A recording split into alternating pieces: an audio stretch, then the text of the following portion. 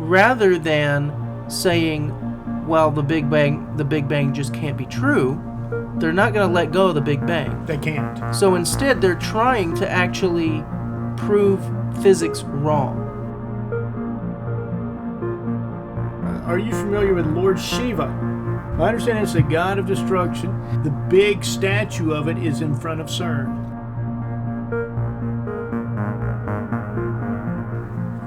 Hello, everybody. I want to welcome you today to another edition of Uncensored Pilgrims. As always, I am Marty McLain with the always, never shy, irrepressible Paul Price.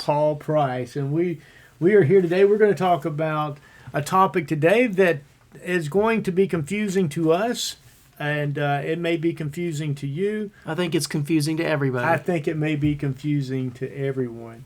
And actually, it's very fast. It's a very fascinating topic. We're going to talk today about portals. Mm-hmm. Portals and maybe time travel. CERN. Could you be concerned about CERN? Yeah, what are you concerned about CERN? I'm concerned about CERN. You're concerned about CERN. And some people may think, okay, what in the world are you talking about when you mention CERN? Well, there's this situation we have over in Switzerland. Actually, it's on the border of Switzerland and France. There's a big research facility known as CERN. CERN actually stands for European Organization for Nuclear Research. Now, you get the acronym CERN because of how they say it in, how do you say it, Francais? I don't know. Don't ask me. Okay. I try to avoid speaking or listening to French. Yeah, I can understand why. There is this place, the European Organization for Nuclear Research, also known as CERN. It's over on the border of Switzerland and France. They got 10,000 scientists from over 100 countries. It was started in 1954. And also, did you know that they say that the World Wide Web was actually invented there? Although we know that Al Gore had something to do with it. He must have been over there. He must have been one of the scientists over there. But this guy, Tim Berners-Lee, invented the Hypertext Transfer Protocol. Yeah. Which is HTTP. HTTP allows a computer to communicate with one another. Yeah. What they do over there at CERN, they've got this 17-mile round ring underground, about 100 meters deep, at very high speeds, almost the speed of light almost. It's really fast. They shoot those particles in as fast as they can get it. In different directions, and about 4 spots along that circular 17-mile track, as they're going at such high speed, they make them collide. Yeah. And they believe that... That's called the Large Hadron Collider, the LHC. LHC. And when these particles collide, they say that it is similar to what happened, supposedly, from what they call the Big Bang. So right after the Big Bang happened, they are able, according to what they say, and I don't believe in the Big Bang. I believe what they say, God spoke and bang, it happened. Well, yeah, that's all just purely theoretical on their part to say that, obviously. But what they observe is when these protons at such high rates of speed, when they collide, there's some stuff that happens that has kind of blown their mind. Yeah, they're hoping to find. So to back up a bit, one thing people don't understand is that, and this is by design, scientists don't want people to understand this because scientists like to be the priests of the modern day culture who have all the answers. So what they really don't care for people to talk too much about is how we really don't have an understanding of physics that works at all levels. We have general relativity that Einstein gave us. Okay.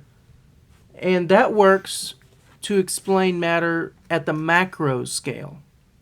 General relativity does. And then at the micro scale, we are able to correctly or accurately describe reality using quantum physics, quantum mechanics. And quantum computing now is what they've got. Yes. It's all mixed But in what there. they don't tell you is that these two theories are incompatible with one another. So they contradict one another. If you extrapolate the quantum physics to the macro scale, it doesn't work. And if you take general relativity and apply it on the micro scale, it doesn't work. So for somebody to just fell off the turnip truck, Yeah. what are you saying? I'm saying that we have an incomplete view of physics. The models of physics that we have one model that works at the small scale and a different, incompatible, contradictory model that works at the big scale. But the fundamental problem there is they can't both be true because they contradict. And so we just, basically what scientists do is that they just agree not to use one or the other. They only use one at a time. If they're doing small things, they use quantum physics. If they're looking at the big scale, they use general relativity. And the two aren't allowed to meet because they contradict. And they live with that tension. And they just live with that because they can't solve it. So wouldn't that kind of drive a scientist crazy? So, well, they might have been crazy to begin with. But there's too much, now they can find out, Yeah. too much they can explore. So what they're trying to do with the Large Hadron Collider is to break holes in the standard model of physics because they're trying to figure out, why is it that these theories don't work with one another. Another aspect of it has to do with the theoretical Big Bang model, and it has to do with how the universe does not look the way that it should look if the Big Bang were true. What should have happened with the Big Bang is that the Bang should have created equal parts matter and antimatter. And those two should have canceled each other out. So there shouldn't be a universe, but there is. And we find that matter and antimatter are not equally distributed. They don't balance each other out. And that's not what should be expected using the physics that we have. And so rather than saying, well, the Big Bang just can't be true, they're not going to let go of the Big Bang. They can't. So instead, they're trying to actually prove physics wrong. And what they're doing with the Large Hadron Collider is disappointing them because they're not managing to prove physics wrong. Ironically, the results they're getting with the Large Hadron Collider actually confirm the standard model of physics. And that causes them great consternation because they're trying to overthrow standard physics. Now, because it does not work with the Big Bang. Okay, with what they're doing, explain to me the Higgs boson or the God particle. Well, I'm not going to claim to have that kind of knowledge to fully explain it to you, but it has to do with, it was a theoretical particle that they were trying to use to explain the behavior of other known particles that didn't make any sense without it. And allegedly they have found evidence to confirm the Higgs boson does exist. It's not accurate to call it a God particle. It's just, all it is just a particle that, and it's similar to dark matter. It's a particle. It gives mass? Yeah, well, it's a particle that they needed in order to explain the behavior of the other known particles. But they hadn't found any actual evidence for its existence until recently with the Large Hadron Collider. They were able to find evidence of its actual existence. And so that's fine, it's great. It's not a God particle, that's just marketing hype. It worked on me, man. I mean... Yeah. So, and then... dark matter is another similar thing where it's a substance that we need to say it probably exists in order to make sense of some of the observations that we do make in astronomy of how galaxies work. So I would recommend reading the articles by Dr. Danny Faulkner at Answers in Genesis. Okay. He has written on dark matter, and he explains that dark matter is something that we had reasons to believe. It's not the case to say that dark matter is just entirely made up with no evidence. There is evidence for it, But it doesn't have really anything to do with the Big Bang or proving the Big Bang. All it is just it's a new aspect of the way our universe works that we didn't previously understand. So That's fascinating. it's kind of over my head to really try to explain it in much more detail than that. But that's what they're doing at CERN. That's the, let me put it this way.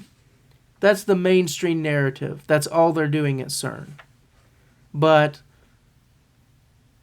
as we'll see, and I think you're going to go through some of this stuff, there's kind of a more of a dark side to CERN that it kind of defies the mainstream narrative as to what they're doing. Yeah, I think it was the Wall Street Journal, I think maybe had a headline for CERN talking about, are they opening up portals to hell? Yeah. Yeah. And, there's some people that have some legitimate concerns with some of the spiritual aspects that are happening there at CERN. For instance, are you familiar with Lord Shiva? Well, define familiar. You've seen the picture of Lord Shiva. I've seen the picture and I've heard the name. Okay.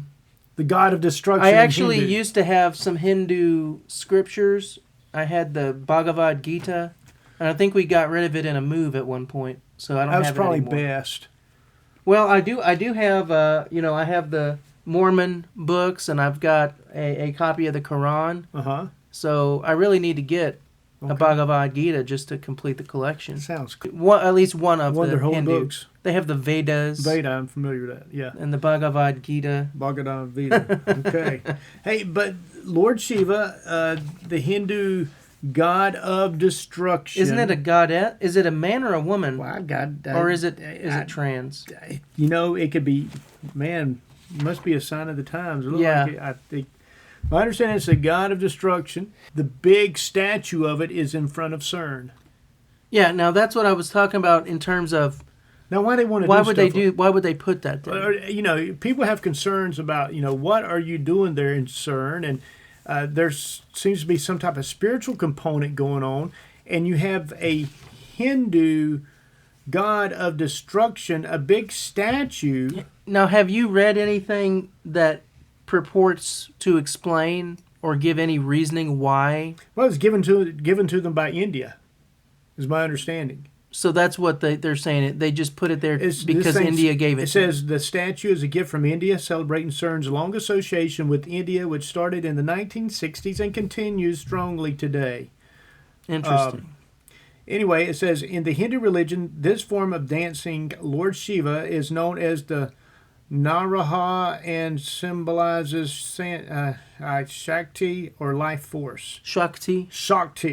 Yeah. As a plaque alongside the statue explains, the belief is that Lord Shiva danced the universe into existence, motivates it, and will eventually extinguish it. I wonder why they don't have the Ten Commandments or Jesus out in front of CERN. Well, because nobody gave it to him. Maybe you think we should? Let's take up a collection. Let's get one made and send it over there.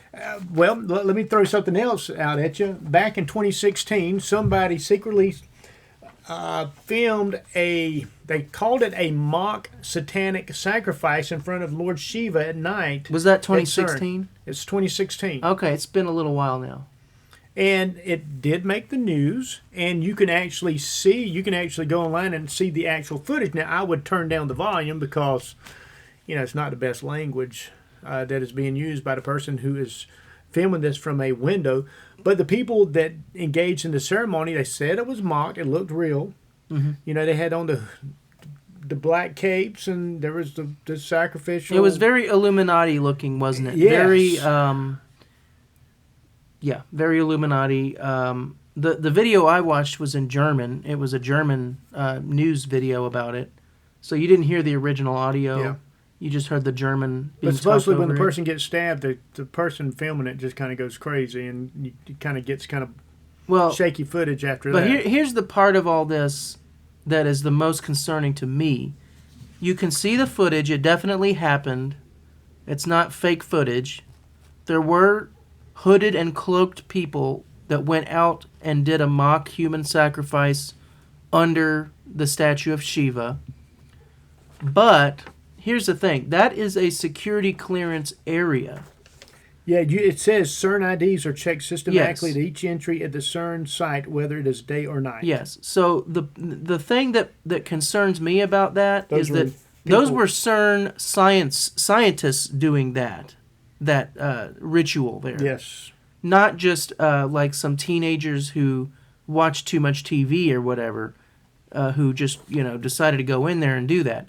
Those were official CERN employees that were doing that satanic ritual. I mean, that's what it clearly is. And so for that to be done by CERN employees seems very concerning, to use a pun there. Well, let me read this part of what this one person wrote.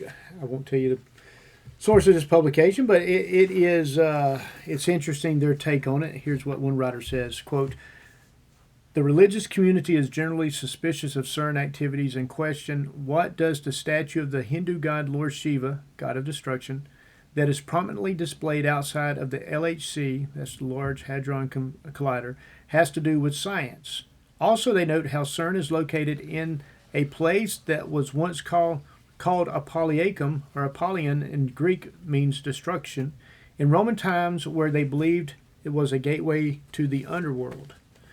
Given that scientists often refer to black holes as bottomless pits, unquote, of gravity, and coupled with discussion of opening a doorway into another dimension, many point to warnings in the book of Revelation. This is Revelation 9, 1-3. It says, "And the fifth angel sounded, and I saw a star fall from heaven unto the earth, and to him was given the key of the bottomless pit. And he opened the bottomless pit, and there came out of the smoke locusts upon the earth." So that's one writer that writes about it, and you can take that with a grain of salt. But regardless, people are like, okay, if you're doing all this quantum physics, and there is a spiritual aspect, I believe, to quantum physics from what I read, there's some things that are going on that maybe they don't understand. Well, there's a spiritual aspect to everything. Yes. Because God is our creator and God is spirit. But not only God, but also from the other side. Yes.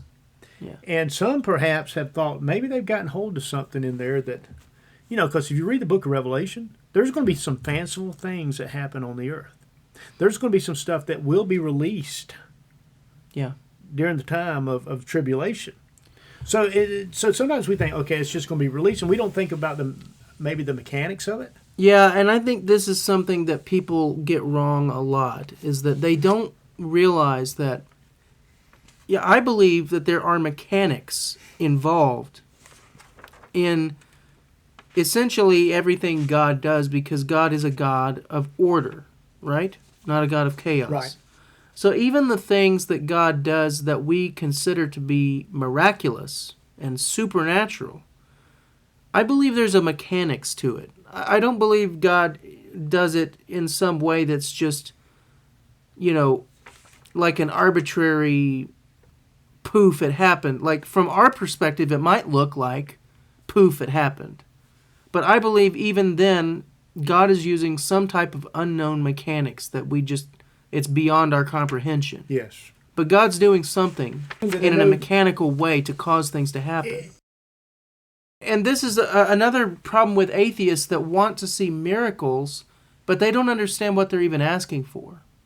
Because someone could come up to you and say something to you that God intended them to say to you, and that's a miracle. Even though it happened through mechanical means. To me, anyway, I consider, I have experienced many cases in my life where I've seen something happen that is just too much of a coincidence to be a coincidence. Yes. And that's a miracle, but it's not a miracle like we think of. Like, it's not a supernatural poof of magic that happened. Mm-hmm. Mechanics were involved, and yet God was involved. Mm-hmm. So, I think that everything God does in some way is mechanical in terms of how he works. He works according to order, not chaos. Yes. Now, I just want to go back to the CERN with the portals and Yeah, bottomless pit. Now, what is a portal, first of all? Well, Because we're talking about portals. right. What is that? It's a doorway. A doorway. It That could goes mean, from one dimension to the next, is what a lot of people would say. I mean, it at the basic meaning, it's just any doorway. Right. Technically, right? Yeah. A passageway. Yeah, I mean, even your front door is a portal. It's a portal to my humble abode. Yeah. But, so we're talking about doorways potentially between dimensions, though. Yes. Potentially. And I don't get into all that stuff until I started watching the Marvels and the Marvel movies. I can't keep up with something because I see someone die in one movie, and then all of a sudden they're in another movie. Oh, this is so-and-so. They're from another dimension.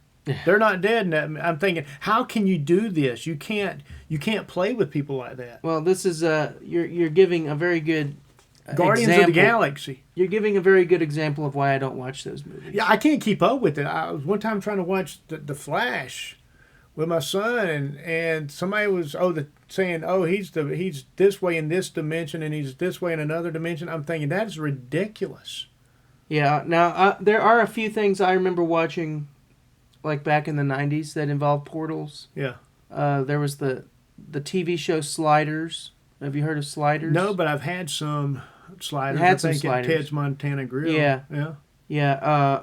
But in the TV show Sliders, every episode of the show was a different portal. They just would slide into. They would slide, and when they did that, it was like an alternate dimension where everything was almost the same as it is in the real world, but just one or two little things was different. So like, I remember one of the episodes was like, there never was a Revolutionary War, or America lost the Revolution, and so in this portal, America was part of England. Yeah. Like, so just random stuff like that. Yeah, didn't they have a whole series? I never watched, but I think I've read about it. Man in the High Castle. I've heard of it, Was but I that don't like know what the that Nazis is. won or something? Oh, but I think, you're talking about if the Nazis won. Yeah. Yeah. Yeah. So Like that. seems to be a theme that people are going Alternate with. history. Alternate history. And then, of Maybe course, that- there's the famous movie Stargate. Stargate. Have you seen that? I don't know. Okay. Well, that's about them opening a portal and has something to do with ancient Egypt. The pyramids were built by aliens and they're actually spaceships. But do you think that maybe sometimes I tend to think there might be a little bit of demonic influence in Hollywood? Oh, yeah. Do you think sometimes demonic influence is used in Hollywood to prepare people? I think so. And I think we've talked about a little bit of that before, but I mean, the Bible is very clear that there is a spiritual dimension that interacts with our physical dimension in physical ways. Yes. So it's not correct to think of spirits as just ephemeral ghosts that just pass through walls and don't interact with anything.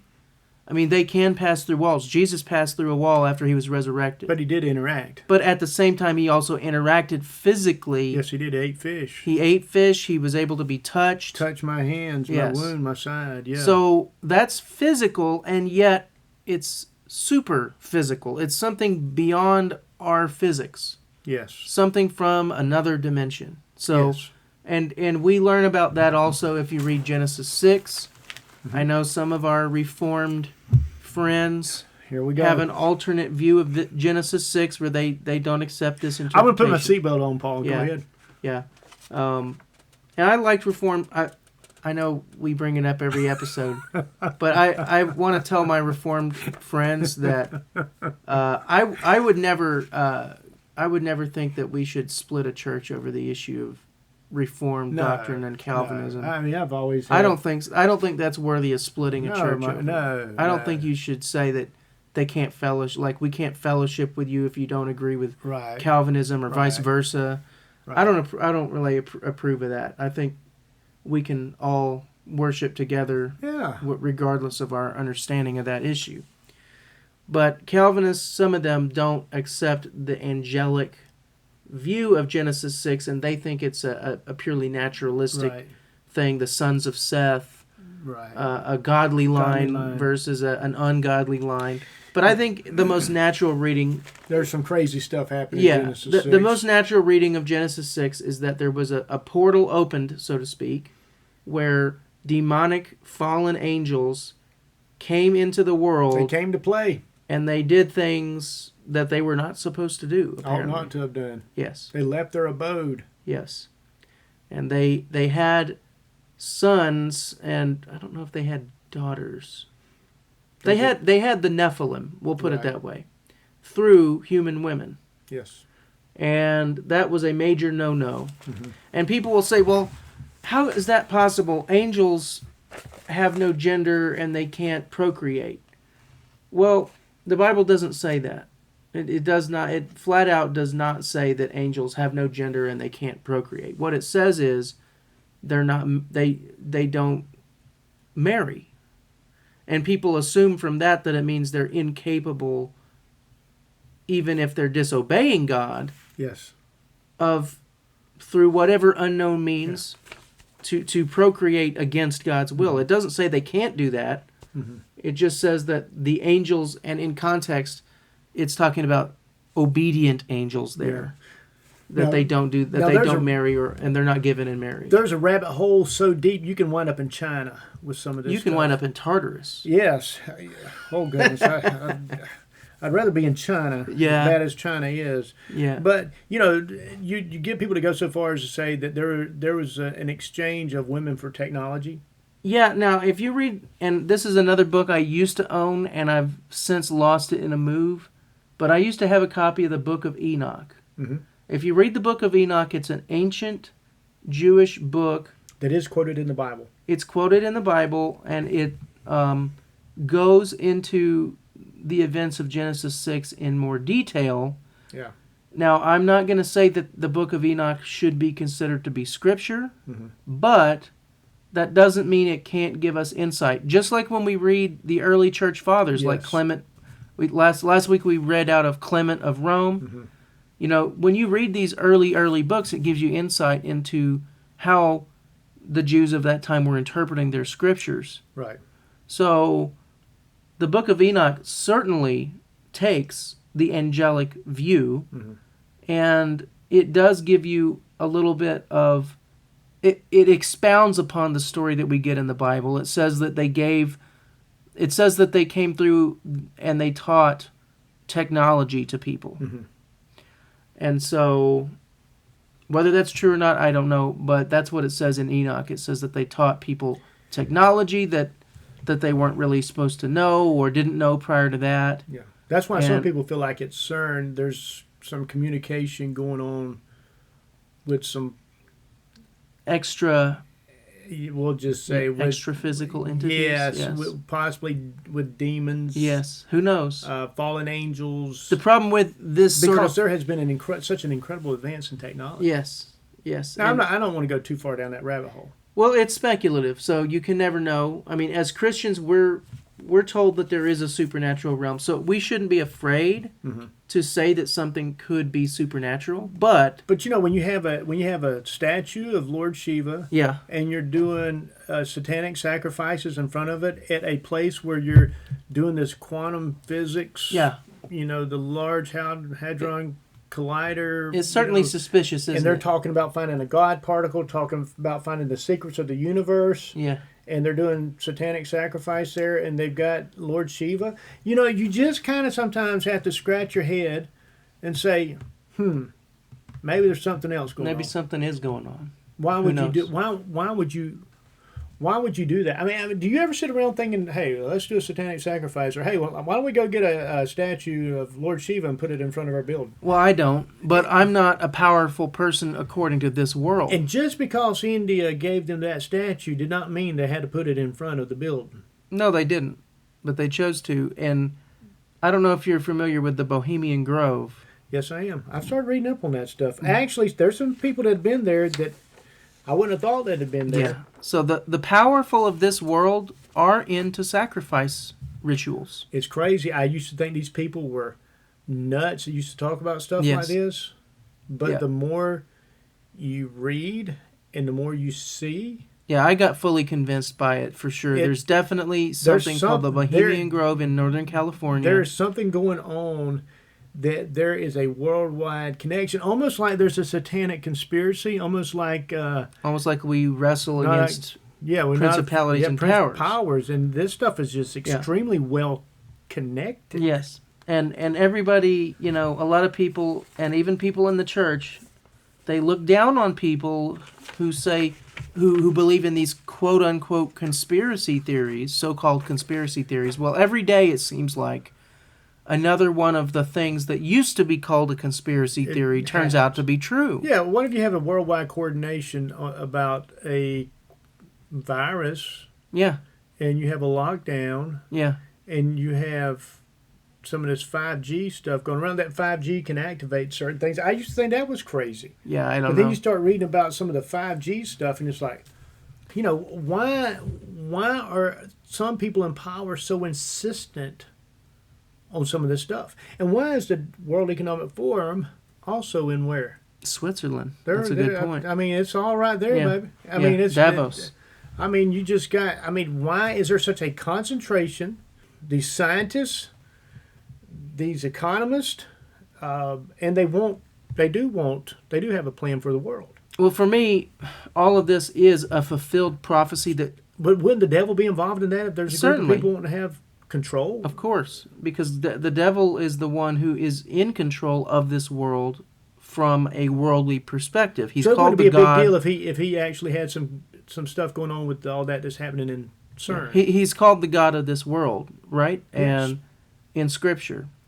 But if I weren't a believer, I think just seeing all of this stuff and seeing how well it aligns with Bible prophecy would be a strong piece of evidence for me to become a believer, even if I wasn't already one. I would be running to Jesus, man. Yeah, because if all of this was just a load of superstition like the atheists claim, then why in the world do all of these powerful people keep ganging up to bring about the very thing that the Bible said they were going to bring about? Mm-hmm. Why did they bring about the reintroduction of the nation of Israel after thousands of years of it being wiped off the map? Why are they working as hard as they can to create a worldwide unified government system and currency system? It's right at the doorsteps of and that, then man. every time you pull back the curtain on these people, you find satanic connections. They're satanic. I'm shocked at the satanic connections. I mean, I used to think, these people, there's no connection with this stuff. And I don't believe that, there's all these demonic and satanic stuff going on with these people. Then you start really finding out. Yeah. Oh, yeah. And then everybody does the triangle thing. Yeah. And it's like, why do you want to do that? Oh, maybe they're just joking. Maybe it's just a club. Maybe they like triangles. For everybody who's into learning more about this stuff, the YouTube channel I'd like to direct you to is The Fuel Project by Mark Fairley. And it's actually a really old, I think it's like a 12-year-old series now, but he's still uploading videos. Mm-hmm. But the original series is called Know Your Enemy. Mm-hmm. And I strongly recommend that for people, to watch that Know Your Enemy series on YouTube, because he's done a lot of research, and he has put together a lot of connections that people have not noticed before, and it's a lot of the stuff that we're talking about right now. Mm-hmm. And showing especially up into the 20th century the connection between the Theosophical Society and Helena Blavatsky, Alice A. Bailey, and all of these people that were avowedly occultists and Satanists who were involved in the creation of the United Nations, and whose literature is at the heart of the United Nations. And most people, even when you say that, even some people listen, they're probably like, don't believe it. The publishing house that published that literature was originally called Lucifer Publishing, and then they changed it to Lucius Trust, I believe. Do you know what the symbol of CERN is? What is it? 666s, baby. Oh, yeah. Okay. Now, why in the world would you do that? Why would they do that? Why would you have 666s for your logo? Why would you have a statue of Lord Shiva? Why would you do a satanic sacrifice in front of Lord Shiva at night? Well, why did Steve... I'm just asking some questions here. I mean, I just would like to... have some answers. I mean, well, maybe I don't. I don't know. They make things where it's like, okay, am I seeing this right? Yeah, it does. It does look like a bunch of sixes put together. Yeah, it's three sixes. But why would you do that? It's actually got more than three. Why would you do that? It's actually got more than three little like lines coming out, technically speaking, but still, I don't know why. Yeah, I mean, if you Google CERN and 666, I mean, you'd be surprised how many people look at that thing and they say, "Man, that's 3 sixes." I mean, obviously, what they would say is that that's supposed to be the Large Hadron Collider, right? That's what I know. You could say, okay, you see the circle around, underneath Geneva. Yeah. And okay, no, that's but you're like, dude, why do you make it close like that? Yeah, yeah. Why? But why did Steve Jobs choose the Apple logo with a bite taken out of it? Why do you think he chose that? Yeah, that's a good question. And because that represents what? The knowledge that Adam and Eve gained from disobeying God.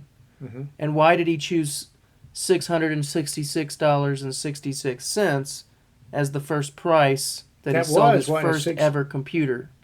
The first ever Apple computer was sold for that price. Why? That's not a coincidence. That was deliberate. Obviously. See, and I have an Apple right now.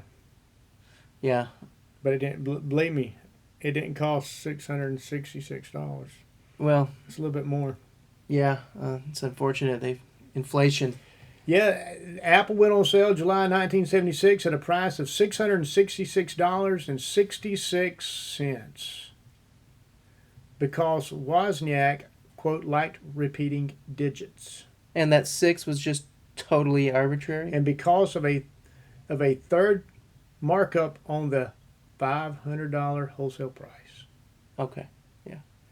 Just a weird coincidence that he just happened to choose 666 at the same time as choosing the apple with the bite taken out of it. That's just a coincidence, and it's, right? We're not, with the CERN logo, you can say it's 666 if you want to. You can say if it's not, but why make it close?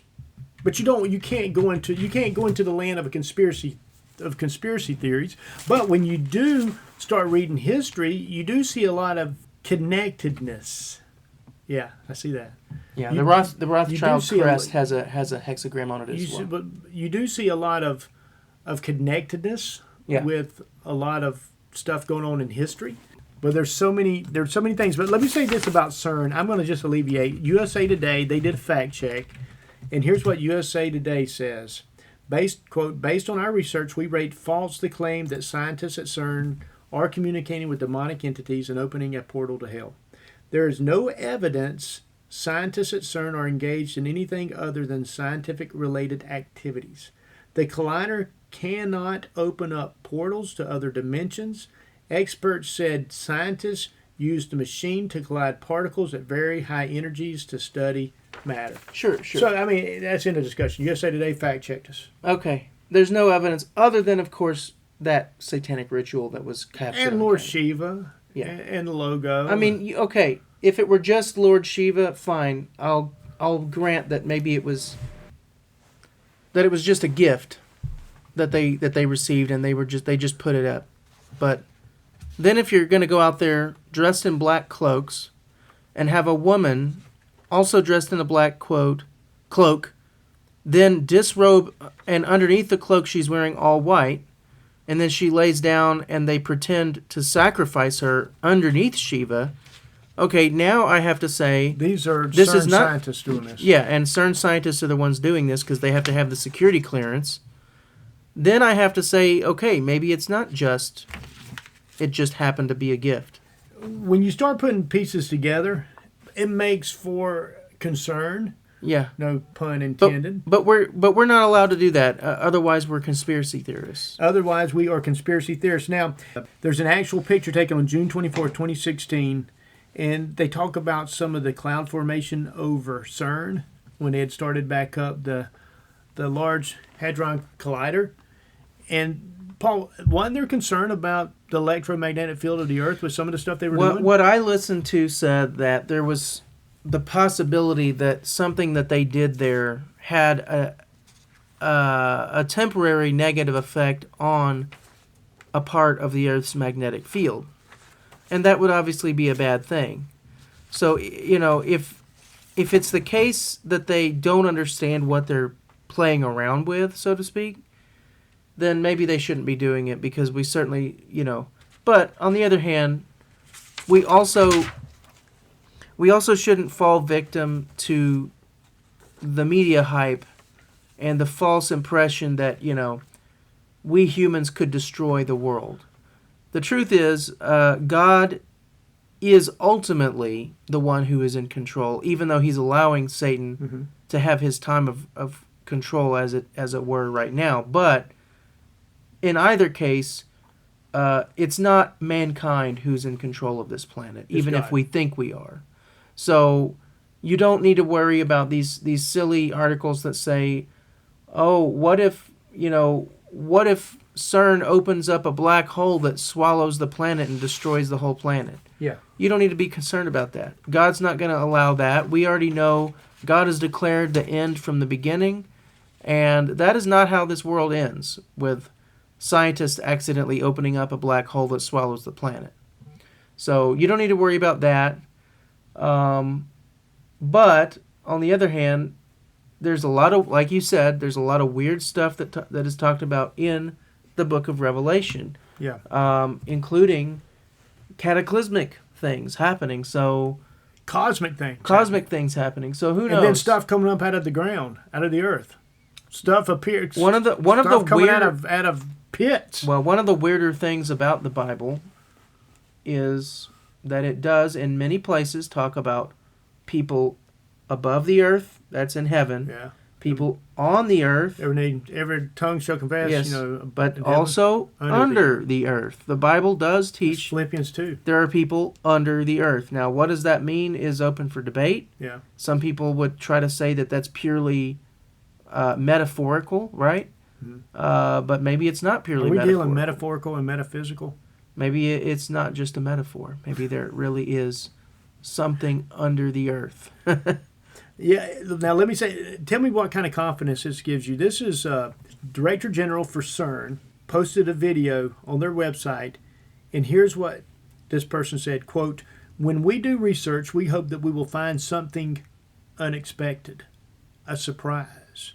That would be the best result. Yes. But, of course, the answer is in the hands of nature. Nature, not God. And it depends on how nature answers open questions in fundamental physics." Now, that's an interesting quote, because let's go back to the beginning of this discussion. You remember what I said about what they were trying to do?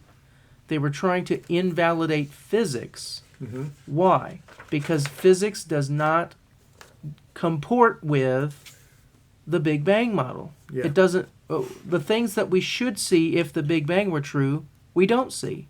So rather than rejecting the Big Bang, they're just going to spin that stuff around faster and faster. They're trying to break physics. They're trying to prove physics wrong. Yeah. That's why that scientist said that the good result would be for them to see something unexpected. Isn't that a weird? Because think about it. What do scientists normally want to see? They want to see the expected result. Why? Because expected means that it confirmed your theory. Yeah, the empirical and repeatable and the whole idea behind science is you're supposed to come up with a hypothesis that is testable, mm-hmm. and then you go out and test it, and you hope that your hypothesis was correct and that you get the expected result. Mm-hmm. But is that what they're doing there? No, they want an unexpected result because science does not support the Big Bang. For them to have going on what they've got going on and having all these minds together and being, looking for, quote, the God particle and looking for what holds the whole universe together. I mean, this, whether they realize it or not, this is a quest for God, right? Some would say this is the Tower of Babel all over. Well, the Bible doesn't anywhere specifically say that they are going to rebuild the Tower of Babel in the end times. But the quest... But you can get there because what was the Tower of Babel? It was a unified world system, and God broke it up. Exalting themselves against God. And that's why I believe it's the European Union headquarters. I might be getting that wrong. One of the buildings, I think it might be the Parliament building for the European Union or something. It's actually modeled after a Renaissance painting of the Tower of Babel. Did you know that? Interesting. So even in their architecture, they admit that they are trying to rebuild the Tower of Babel. And another clue in that direction is that Jesus says that in the last days it's going to be like it was in the days of Noah. And that can have multiple meanings because, number one, in the days of Noah, everything was only evil continually, and you had demonic influence going on the planet, which God then had to miraculously intervene and put an end to it using the global flood as his means. Right. But then shortly after the global flood, within living memory of, if not Noah himself, certainly Noah's sons were alive to witness the Tower of Babel incident. The Tower of Babel and Noah's flood kind of go hand in hand. Well, here's what God said when he came down to the Tower of Babel in Genesis 11:6. Indeed, the people are one, and they all have one language, and this is what they begin to do. Now, nothing that they propose to do will be withheld from them. Yes. It's kind of scary.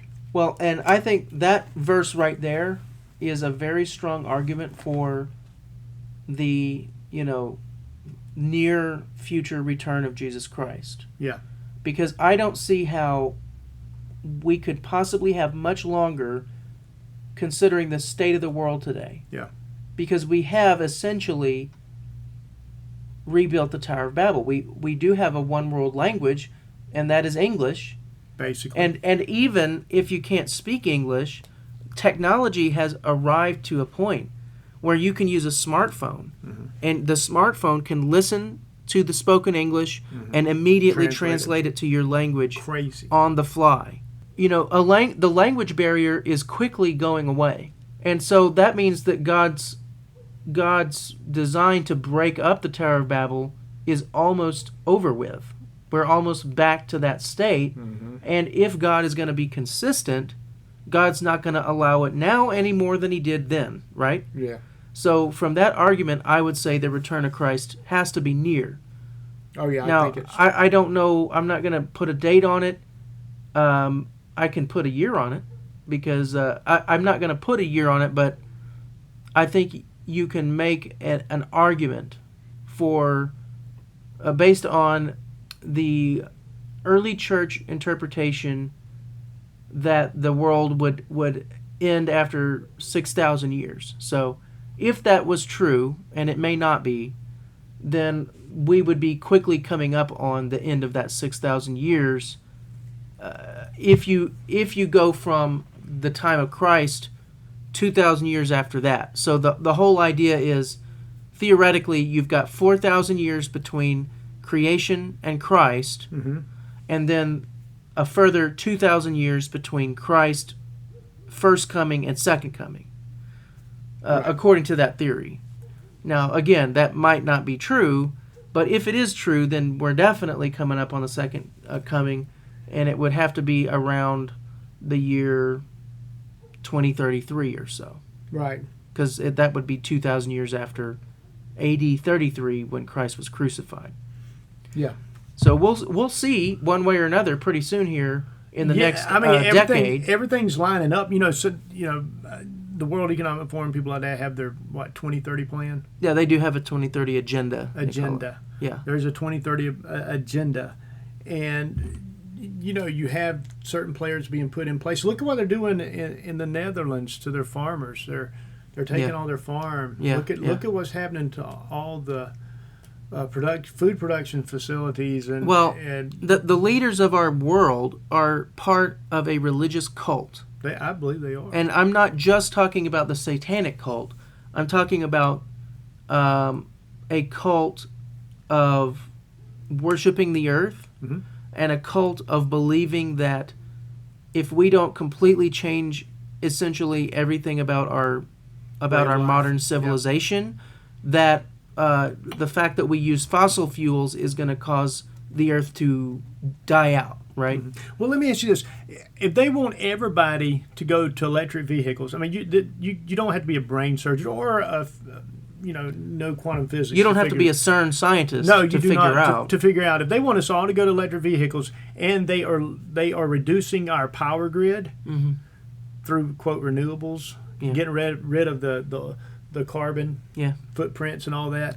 We're not going to have any power for those electric cars. It's a sham. Yeah, the power grid requires fossil fuels to run. Yeah, and you can't have all these electric cars unless you have more power than we have now. So what's really going on is a shift of power. They want to take independence away from the people. They want you in those, 15-minute cities, whatever. Yeah. I forget however many cities. It's no secret that taking a long road trip in an electric car is not an easy thing to do. Yeah, but and you're not even going to have a place to recharge it now because they're having brownouts in certain places. Oh, yeah. They're having, they don't have the load of energy that they can store and maintain with these, solar and wind power stuff. The green agenda is all about centralizing power, taking independence away from people. It's exactly about it. It's not about the people that are sinister in it. It's not about saving the planet. It's about control. And that's all you got to do is just look at electric cars and what they're doing to the power grid. Yeah. It's a no-brainer. Yeah. And the only person that's going to save this planet is Jesus. That's right. It's not going to be politicians. As believers, we know this is happening. You see it happening. I mean, it's like seeing a train wreck in slow motion. Yeah. And you say, okay, I see this pawn is being put in place. This one's being put in place. I see how the chessboard's sorting itself out. So you know what's going to happen. Yeah. I mean, we know what's going to happen, and you see the players being put in place. Now, at any time, the Lord can intervene and say, not yet. Yeah. We're going to set this back a little bit. Yep. And that can happen. And I believe it can happen now. And that 2033 thing, again, that's just a speculation. That may not... The Bible doesn't directly teach we're not saying that. the Lord's coming back in 2030. Yeah. We're just saying that these people have an agenda for 2030. Yeah. And because they've told us they have an agenda. Yeah. That's not conspiracy. They have said they have an agenda. And they put it out in print and put it out in videos what they want to do, but there are things going on in our world that let you know that the end is drawing near. It is drawing near, but for we sure. don't know exactly when. And the Lord can give a reprieve. Yeah, I mean it's all within His prerogative to do that, and we can pray for the Lord to give more time or. Even so, come Lord Jesus. Yes. But it is in the Lord's hands. So when we talk about all this stuff, we still have hope. We know where our help comes from. I will say this though, going back to the God of order, just based on the fact that God is a God of order, I would expect there to be some type of a paradigm for all of history. Like, that's just my expectation. I would kind of expect that the total span of history would be according to some type of a paradigm, not just a random number of years, right? Yeah. And if you're going to look anywhere in the Bible for a paradigm, it would be the creation week. Yeah. And so that's why 7,000. Yeah, so that's why people have always, going back to the earliest time of the church, had that view. But we will see. We will see pretty soon if that's right or not. When I was a little boy, we used to pick up my Aunt DeAlva on the way to church. We drove about 25, 30 minutes to go to church, and she lived in the next town before we got to our church. So she was in her 80s, and I'd have to help her walk up the hill to her house. It was always stressful because I was always afraid she was going to fall. But I can remember she'd be in the back of the car, and we would be driving to church. And she's a little lady, and she was old at the time. And I was a little boy, and she'd always say, I believe Jesus is going to come back during my lifetime. He's going to come back while I'm alive. And I remember as a boy, I would be sitting there thinking, Aunt DeAlva, I sure hope you're wrong because I want to grow up. Yeah. I don't want Jesus to come back yet. And sure enough, Aunt DeAlva was wrong. Yeah. Aunt DeAlva was with the Lord. She loved the Lord. And but I just remember, I want to be able to experience certain things in this life before the Lord comes back. And I know there are people out there like that want to experience certain things. And really, we shouldn't have that attitude. Our attitude should be, come, Lord Jesus, come. Yeah, come, Lord as Jesus. soon as possible. And so, but He's going to come when He comes. Yeah. Just be ready. If you're not saved, you need to get saved. If you are saved, you need to be living for the Lord, putting up treasures in heaven like Jesus said. Yeah. and making your life count for the kingdom. Well, I told you we were going to talk about a confusing topic today. A lot of I think we hit a lot of topics today. We hit a lot of topics, kind of rambled some, but it's good to kind of do that sometimes. But we want to thank you for being with us, and we hope you have a great week, and see you next time on the Uncensored Pilgrims. And we need to let you know that the views that we express on this podcast belong to Marty McLain and Paul Price. They are our views. They do not reflect the views of anyone else. And with that said, we hope you have a great week, and we'll see you next time on the podcast.